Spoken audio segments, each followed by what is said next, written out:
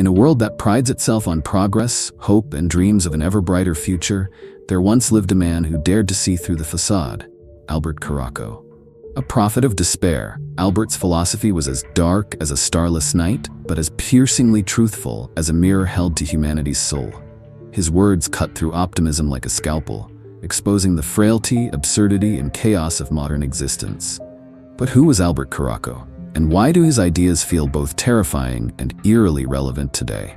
Let's unravel the enigmatic life and philosophy of this forgotten thinker. The life that shaped his thoughts. Albert Caraco was born in 1919 in Istanbul, to wealthy Jewish parents. His early life was marked by constant displacement. His family fled from Turkey to Vienna, then Prague, and finally Paris, escaping political upheaval and the shadows of anti-Semitism. This nomadic childhood instilled in him a profound sense of impermanence, a theme that echoes through his works. But the real turning point came during World War II. As the Nazis invaded France, Albert's family fled again, this time to South America.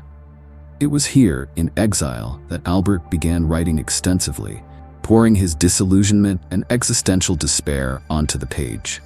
And it was during this time that his philosophy began to take shape. A philosophy of nihilism, fatalism, and a brutal critique of human existence. Albert's philosophy, a glimpse into the abyss.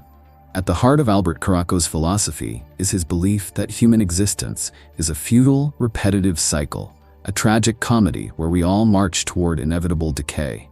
While other philosophers sought meaning or redemption, Albert rejected such pursuits outright. He saw them as comforting illusions that blinded humanity to the brutal truth. Existence is meaningless, and death is the only certainty. Albert didn't shy away from stark declarations. He viewed humanity as a self-destructive species, driven by blind ambition and an insatiable appetite for growth. He argued that our obsession with progress was a dangerous myth, an illusion we cling to in order to escape the despair of our own mortality. Progress is a myth, a trap for fools. It is the lie we tell ourselves to make the unbearable bearable. This reflection captures the essence of ideas explored in Albert Caraco's writings. Think about that for a moment.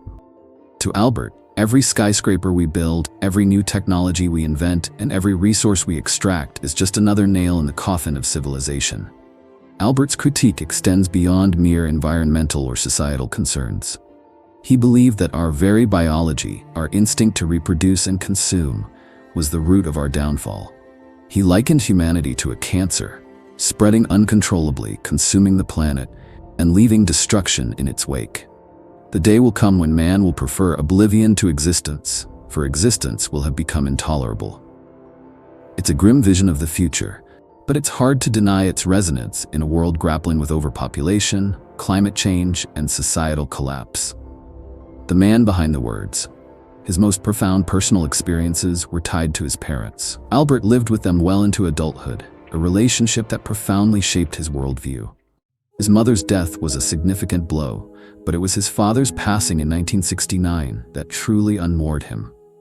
After his father's death, Albert's philosophy took an even darker turn. He isolated himself, pouring all his anguish and despair into his writing.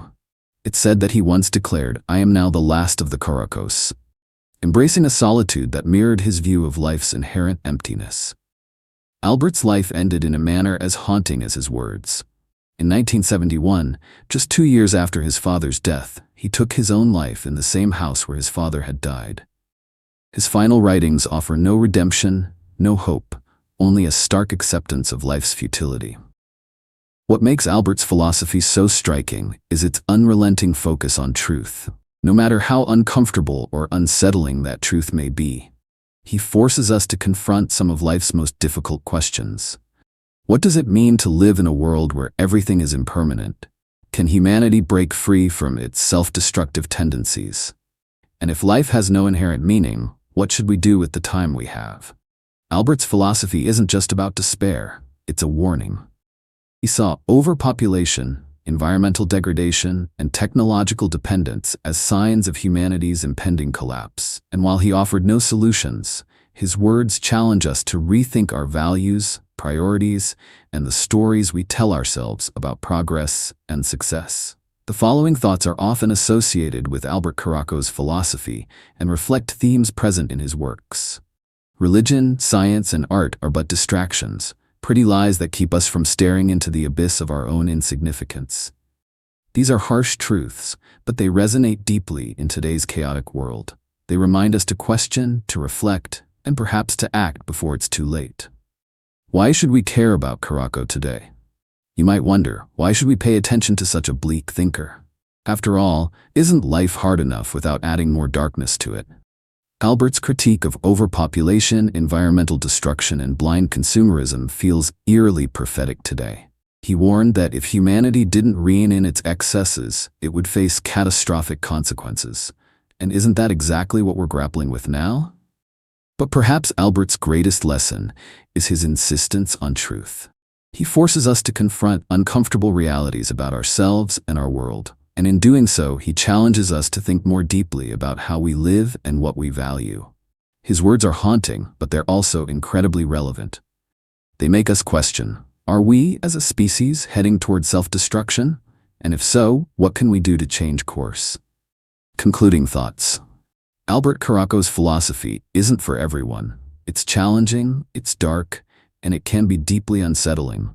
But for those willing to engage with it, his work offers a rare clarity, a perspective that cuts through the noise of modern life. He reminds us of our mortality, our flaws, and our responsibilities. And perhaps in that reminder, there's a strange kind of hope, not the naive hope of progress, but the hope that comes from facing the truth. Perhaps his greatest lesson is this.